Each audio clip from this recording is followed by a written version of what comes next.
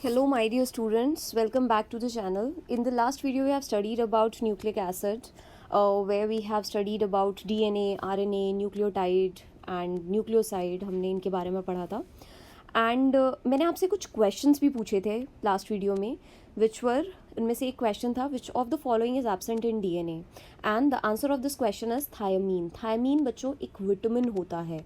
क्या होता है? It is a vitamin. जबकि हम जो नाइट्रोजनस बेसिस की बात करते हैं जो डीएनए में प्रेजेंट होता है that is thiamine. So NEET आपको confuse कर सकता है in the spelling also, so make sure to remember it. After that I have asked one more question and which was this: ATP, related to ATP, how much energy is liberated by ATP, GTP, CTP, UTP, TTP? See, first question was this and second was कि क्या ये सब एक जैसी amount of energy release करते हैं? I'll give you the answer of second one first. Yes, ये सब equal amount of energy release करते हैं. कैसे release करते हैं बच्चों? Equal amount of energy release करते हैं सब. बट एटीपी हमारे अंदर एक एनर्जी करेंसी मॉलिक्यूल होता है. मैंने लास्ट वीडियो में आपको ये भी बताया था कि एटीपी, यूटीपी, जीटीपी, सीटीपी ये सब न्यूक्लियोटाइड हुए आरएनए के. एंड मैंने एक और क्वेश्चन इसमें पूछा है कि ये कितनी एनर्जी लिबरेट कर रहा है. So answer is ATP liberate करता है 8 किलो कैलोरी एनर्जी पर फॉस्फेट बॉन्ड. एक फॉस्फेट बॉन्ड टूटेगा 8 किलो कैलोरी एनर्जी निकलेगी, राइट. दो टूटेंगे तो 16 किलो कैलोरी. सो आप एटीपी का स्ट्रक्चर देखिए यहाँ पे, ये एटीपी का स्ट्रक्चर है. एटीपी के स्ट्रक्चर में 3 फॉस्फेट ग्रुप हैं, 1, 2 एंड 3.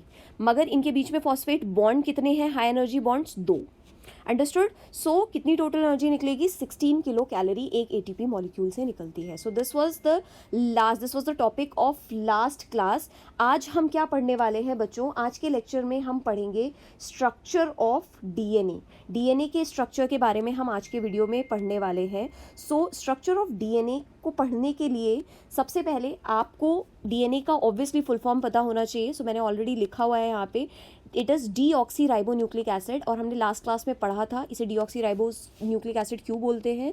बिकॉज इसमें डीऑक्सी राइबोज शुगर होती है, राइट. सो इसमें deoxy ribose that is a pentose sugar वो प्रेजेंट होती है. That's why it is known as deoxy ribose sugar, deoxy ribo nucleic acid. मैं एक नेक्स्ट वीडियो कार्बोहाइड्रेट में बनाऊंगी as I already told you, जिसमें मैं राइबोस कैसे कन्वर्ट होता है डीऑक्सी राइबोस में वो आपको दिखाऊंगी. फिलहाल मैं आपको इस वीडियो में डीऑक्सी राइबोस का स्ट्रक्चर दिखाती हूँ बच्चों. सो डीऑक्सी राइबोस का स्ट्रक्चर कैसा होता है, so that you get the glimpse of ribose का स्ट्रक्चर. सो राइबोस का स्ट्रक्चर ऐसा होता है बच्चों. It is 5 carbon containing. So it is something like this. इसमें सबसे पहले आपका OH normally ribose deoxy ribose में रहेगा, बट यहाँ पर ये इसका बीटा फॉर्म है. सो H एंड यहाँ पे OH आ जाता है. देन अगेन H यहाँ पे, अगर ये राइबोस शुगर होता तो डेफिनेटली HOH होता, बट क्योंकि ये डीऑक्सी राइबोस है तो इसमें डीऑक्सी राइबोस में क्या होता है? सेकेंड कार्बन में किसे बोल रही हूँ बच्चों? ये फर्स्ट कार्बन है, ये सेकेंड है, ये थर्ड है, ये फोर्थ है एंड मैं फिफ्थ अभी बनाऊंगी. सो सेकेंड कार्बन से ऑक्सीजन हट जाता है एंड यहाँ पर ये H बचेगा. देन कम्स थर्ड कार्बन पे प्रेजेंट होता है HOH. Then comes fourth carbon, उस पर होता है CH2OH एंड देन यहाँ पे H. अंडरस्टूड. एंड ये हो गया फिफ्थ कार्बन. ये होता है एक राइबोस शुगर का स्ट्रक्चर, डीऑक्सी राइबोस शुगर का structure. I am sorry. So this is a structure of deoxy ribose sugar. अगर ये राइबोस होती तो यहाँ पे सेकंड कार्बन पे O लगा होता, बट ये हमने क्या बनाई है बच्चों? This is deoxyribose. So यहाँ पे ऑब्वियस सी बात है, यहाँ पे O नहीं आएगा बिकॉज D मीन्स रिमूवल. किसका? ऑक्सीजन का. कहाँ से? राइबोस से. आई hope you got the point. अब अगर मैं डीएनए का स्ट्रक्चर बनाती हूँ, सो ऑब्वियसली डीएनए का मोनोमर क्या रहेगा? क्योंकि ये न्यूक्लिक एसिड है, इसका मोनोमर रहेगा न्यूक्लियोटाइड. न्यूक्लियोटाइड किस किस चीज़ से मिलकर बना होता है बच्चों? लास्ट क्लास में हमने क्या पढ़ा था? एक nitrogenous base plus pentose sugar and phosphate. So nitrogenous base इसमें कहाँ पे जुड़ता है? इस राइबोस शुगर से दोनों चीज़ें जुड़ेंगी. सो नाइट्रोजनस बेस कहाँ से जुड़ता है बच्चों? नाइट्रोजनस बेस जुड़ता है फर्स्ट कार्बन से. कहाँ से जुड़ेगा बच्चों? फर्स्ट कार्बन से. कोई भी नाइट्रोजनस बेस हो सकता है, purine, pyrimidine, anything. This is very important. Ribose sugar, deoxy ribose sugar या राइबोस शुगर, अगर आरएनए होता तो राइबोस शुगर होती, लेकिन डीऑक्सी राइबोस हम बना रहे हैं. अगर हम डीऑक्सी राइबोस शुगर बनाते हैं, उसमें भी फर्स्ट कार्बन से राइबोस डीऑक्सी राइबोस के नाइट्रोजनस बेस जुड़ता है. कौन से कार्बन से जुड़ता है बच्चों? फर्स्ट कार्बन से. Then comes phosphate. फॉस्फेट कहाँ से जुड़ता है? फॉस्फेट जुड़ता है फिफ्थ कार्बन से. कहाँ से जुड़ता है बच्चों? फॉस्फेट फिफ्थ कार्बन से. कैसे जुड़ेगा? इस तरीके से. ये are you understanding it? So ये मैंने एक स्ट्रक्चर किसका बनाया है? This is a structure of nucleotide. What is the structure of nucleotide? Understood? क्योंकि ये ऑब्वियसली डीएनए का हम स्ट्रक्चर बना रहे हैं, सो इसमें 2 स्ट्रैंड्स होने चाहिए. It should have 2 strands. ये मैंने एक स्ट्रैंड का बना के दिखाया है आपको. अंडरस्टूड? अब मैं फॉर एग्जाम्पल इसको बच्चों एक दूसरे न्यूक्लियोटाइड. अच्छा wait, can you tell me, इनके बीच में हमने लास्ट क्लास में बॉन्ड्स भी पढ़े थे. So can you tell me इनके बीच में कौन कौन से बॉन्ड्स प्रेजेंट रहेंगे? यहाँ पे कौन सा बॉन्ड रहेगा बच्चों? नाइट्रोजनस बेस और शुगर के बीच में कौन सा बॉन्ड रहता है? Quickly tell me. N glycosidic bond. कौन सा बॉन्ड रहेगा बच्चों? N glycosidic bond. ओके. यहाँ पे कौन सा बॉन्ड रहता है बच्चों? ये कौन सा बॉन्ड है? Phospho Easter bond. Quickly tell me. Phospho Easter bond. Okay. So this is the structure of a nucleotide, single nucleotide. अब मुझे क्या करना है? एक न्यूक्लियोटाइड को दूसरे न्यूक्लियोटाइड के साथ में आपको जोड़ के दिखाना है. सो ये एक न्यूक्लियोटाइड था, हमें एक न्यूक्लियोटाइड को दूसरे न्यूक्लियोटाइड के साथ में जोड़ना है बच्चों. सो मैं ये लेबलिंग हटा रही हूँ to make it more clear. So this was 1 nucleotide. इसके लिए हम एक और न्यूक्लियोटाइड बनाते हैं ताकि हम 2 न्यूक्लियोटाइड्स को आपस में जोड़ सकें. सो ये मैंने एक और राइबोस शुगर बनाया है.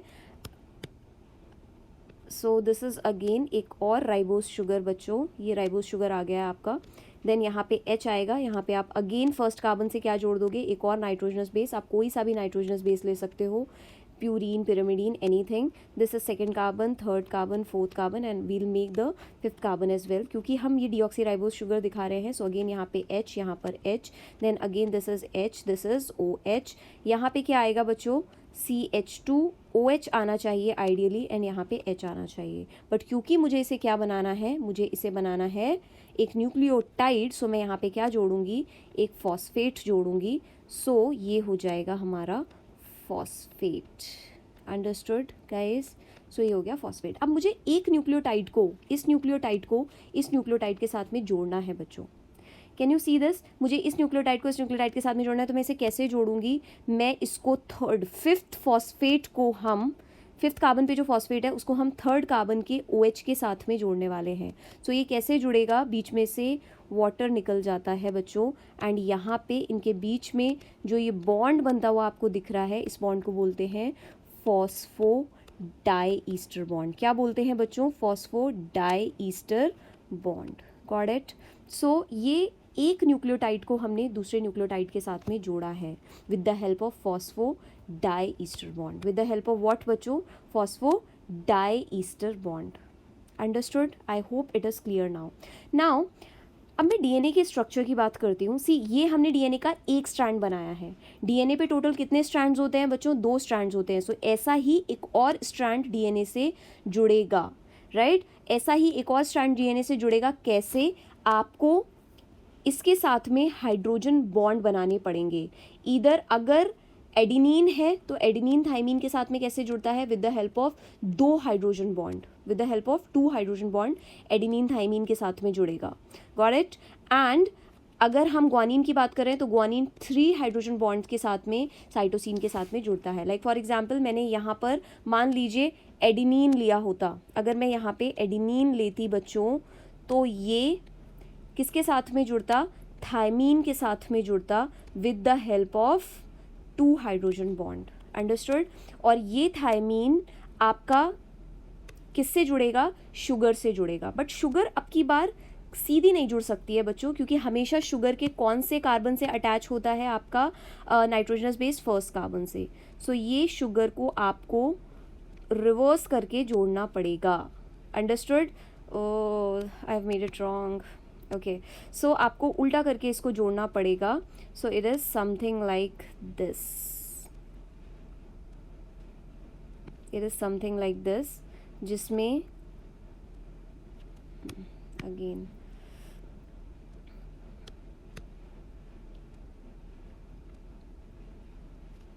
हम यहाँ पे ऑक्सीजन बनाते हैं. Then only we can proceed, I think so.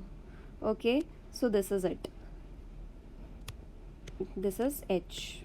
Okay, after this, ये first carbon था. After a lot of attempts, I am okay. I can manage to make it. So this is first, this is second, this is third carbon, this is fourth carbon. I know ये तुम्हें पहले से आता है. So ये क्या हो जाएगा? H, and this is again H, क्योंकि ये DNA की शुगर है obviously. And then यहाँ पे क्या आएगा? H, this is OH, and then comes CH2OH and CH2OH and then यहाँ पे H आएगा. ओके, सो मुझे इसे न्यूक्लियोटाइड बनाना है बच्चों. सो मुझे इसे न्यूक्लियोटाइड बनाना है, तो मैं इसे इसमें क्या जोड़ने वाली हूँ? फॉस्फेट जोड़ने वाली हूँ. सो फॉस्फेट कैसे जुड़ेगा बच्चों? ये जुड़ेगा ऐसे, है ना. सो ये हो गया हमारा phosphate. So can you see this? मैं तुम्हें क्या दिखाना चाह रही हूँ कि यहाँ पे इसका ऑपोजिट मान लो उल्टे डायरेक्शन में जुड़ता है, राइट. सो ये मान लो मैंने अब की बार मैं यहाँ पे ग्वानीन लेती हूँ, करेक्ट. ये हमने ग्वानीन लिया है, राइट. So this is ग्वानीन. ग्वानीन हमेशा साइटोसिन के साथ में कितने बॉन्ड से जुड़ता है बच्चों? 3 हाइड्रोजन बॉन्ड से. कौन से बॉन्ड है? Hydrogen bond. ओके, सो ये क्या आएगा? This will be cytosine. Cytosine के साथ में 3 हाइड्रोजन बॉन्ड से जुड़ेगा. एंड अगेन मैं यहाँ पे आपका क्या बनाने वाली हूँ? H, एंड देन ये हो जाएगा आपका शुगर.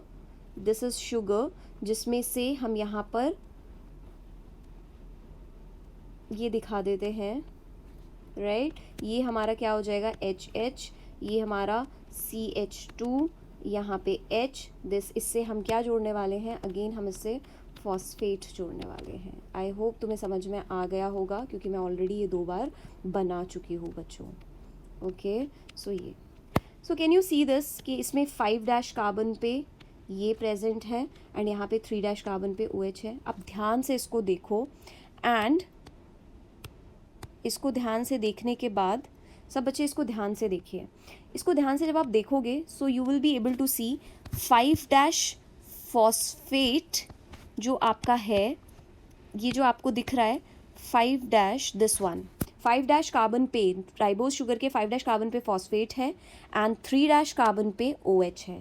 बट इसका ऑपोजिट डायरेक्शन में यहाँ पे देखो पोलैरिटी रिवर्स हो गई है. यहाँ पे 3' OH है एंड यहाँ पे 5' फॉस्फेट है. So this is how it works, right. So ये एक मॉलिकुलर लेवल पे मैंने इसको एक्सप्लेन किया है. अब मेरे लिए आसान है आपको समझाना इसको, क्योंकि आसान क्यों है बच्चों? आसान इसलिए है क्योंकि अब मैं जब आपको 2 स्ट्रैंड्स के बारे में बताऊंगी, 5' polarity, 3' polarity, you will be able to understand it. लेकिन उससे पहले मैं इसमें बॉन्ड्स लिख देती हूँ. सो ये कौन सा बॉन्ड है बच्चों? This is hydrogen bond.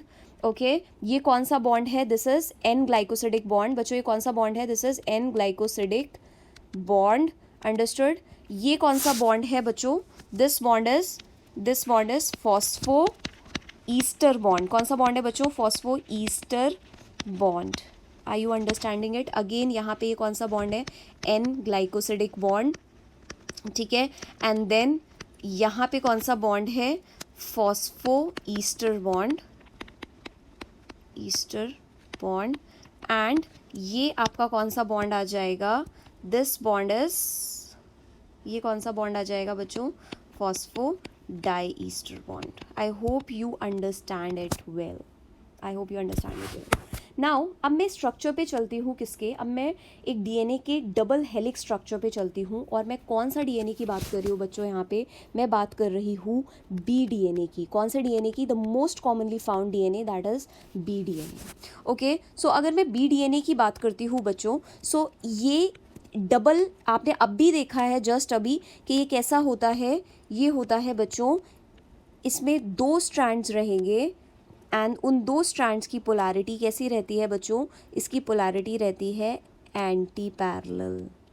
कैसी पोलैरिटी रहेगी? I think it's bit messy, so मैं इसको थोड़ा सा क्लीन करती हूँ because I am not very much handy with the diagram on this digital platform. सो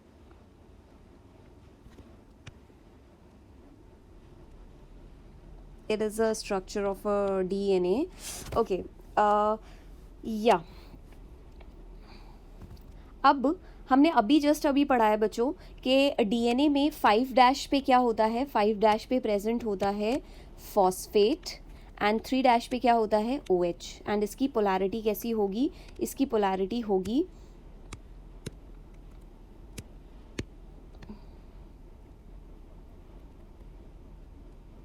सो इसकी पोलैरिटी कैसी होगी बच्चों, इसकी पोलैरिटी होगी एंटी पैरेलल।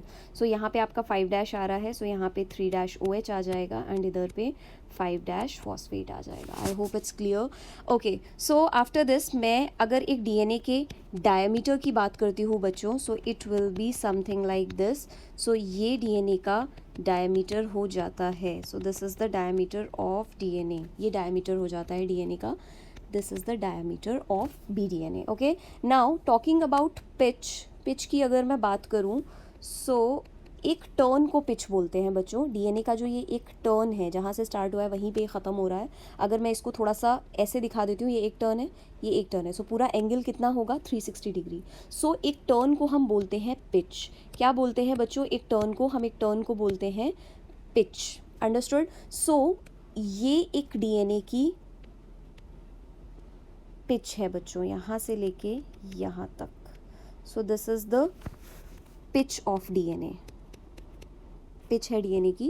एंड इसमें कितना डिस्टेंस कवर होता है, it covers the distance of 34 Armstrong, या फिर आप 3.4 नैनोमीटर भी लिख सकते हो। अंडरस्टूड। सो ये कवर करता है distance of 34 angstrom. Now coming to the pitch पे हम अगर डिटेल में आते हैं बच्चों, सो एक पिच के अंदर टोटल कितने आपके हाइड्रोजन बॉन्ड्स होते हैं, 10 हाइड्रोजन बॉन्ड्स होते हैं, 10 हाइड्रोजन बॉन्ड पर बेस पेयर। सो 1 2 3 4 5 हमने यहाँ बना दिए, 6 7 8 9 एंड 10। सो 10 यहाँ पर ये हो जाएंगे। सो ये क्या हो रहे हैं, बेस पेयर पर टर्न। सो यहाँ पर टोटल कितने बेस पेयर हैं बच्चों, 10 base pairs are present in one pitch. Understood. अब अगर मैं पूरा एक टर्न की अभी मैंने बात की थी, सो एक टर्न कितना डिग्री एंगल कवर करता है, 360 डिग्री। और हर एक पूरे एक टर्न में बच्चों, पूरे एक पिच में कितने आपके बेस पेयर प्रेजेंट हैं, 10। सो अपॉन 10 अगर आप करते हो, सो हर एक बेस पेयर पे कितने डिग्री का टर्न आ रहा है, 36 डिग्री का टर्न आ रहा है। सो दो बेस पेयर्स के बीच में कितना डिग्री का टर्न आ रहा है बच्चों, 36 डिग्री का टर्न आ रहा है। अंडरस्टूड। एंड ये कितना डिस्टेंस कवर करता है, it covers the distance, obviously total distance कितना था, 34 एमस्ट्रॉन्ग। सो अगर इसमें 10 है, तो 34/10 is equal to 3.4 angstrom distance cover कर रहा है in between the per base pair. हर एक स्टेप पे कितना डिस्टेंस कवर हो रहा है बच्चों, 3.4 एमस्ट्रॉन्ग का डिस्टेंस कवर हो रहा है। I hope you understand it. So इस तरीके से हम DNA के स्ट्रक्चर को एक्सप्लेन करते हैं। ये structure scientist Watson and Crick ने एक्सप्लेन किया था, एंड वॉटसन एंड क्रिक को इस डिस्कवरी के लिए नोबेल प्राइज़ मिला है। This is the biggest prize given to obviously to the scientist, and Watson and Crick को इसके लिए नोबेल प्राइज़ मिला है। And this was a breakthrough discovery, क्योंकि इसके बाद बहुत सारे सब्जेक्ट्स का मतलब डिटेल्ड डिस्कशन हुआ, that was genetics and molecular biology, and आप हायर लेवल पे पढ़ोगे एपीजेनेटिक्स, इसके अलावा maternal inheritance. So there are lot more subjects related to the structure of DNA। So Watson and Crick का ये जो BDNA का स्ट्रक्चर है, it is very very important. Understood. Watson, Crick and Franklin भी थे। Franklin की Nobel prize मिलने से पहले डेथ हो गई थी, सो वॉटसन एंड क्रिक को ही नोबेल प्राइज़ इसके लिए मिला है। ओके, सो मैंने आपको इसमें क्या बताया कि इसमें 2 स्ट्रैंड्स प्रेजेंट होते हैं बच्चों। 2 स्ट्रैंड्स जो होते हैं इनकी एंटी पैरेलल पोलैरिटी होती है। कैसी पोलैरिटी होगी बच्चों, एंटी पैरेलल पोलैरिटी होगी। That is from 5 dash to 3 dash end एक पे, एंड दूसरे पे again 3 dash to 5 dash end रहेगा। अगेन नेक्स्ट पॉइंट, एक टर्न को हम क्या बोलते हैं बच्चों, एक टर्न को हम बोलते हैं पिच। अंडरस्टूड। एक टर्न को हम बोलते हैं पिच, और एक पिच में कितना डिस्टेंस होता है, 34 एमस्ट्रॉन्ग का डिस्टेंस होगा। एंड इसके अलावा ओके, सो एडेनिन ग्वानिन के साथ में 2 हाइड्रोजन बॉन्ड, थाइमिन के साथ में 2 हाइड्रोजन बॉन्ड बनाता है। G ट्रिपल बॉन्ड बनाता है C के साथ में। अगेन मान लीजिए मैंने यहाँ पे A और T लिख दिया, यहाँ पे T और A लिख दिया, राइट। सो ये कौन सा बॉन्ड है बच्चों, it is hydrogen bond. Then इसके बाद नाइट्रोजनस बेस से क्या जुड़ता है बच्चों, quickly tell me. Nitrogenous base से जुड़ता है शुगर। क्या जुड़ता है बच्चों, नाइट्रोजनस बेस से शुगर। कौन से बॉन्ड से जुड़ रहा है ये, with the help of N glycosidic bond. कौन से बॉन्ड से जुड़ रहा है बच्चों, with the help of N glycosidic bond. So ये N ग्लाइकोसिडिक बॉन्ड से जुड़ गया। देन कम्स फॉस्फेट, ये फॉस्फेट से जुड़ेगा with the help of phospho Easter bond. कौन से बॉन्ड से जुड़ेगा बच्चों ये, with the help of phospho Easter bond. कौन से बॉन्ड से जुड़ रहा है बच्चों, फॉस्फो ईस्टर बॉन्ड।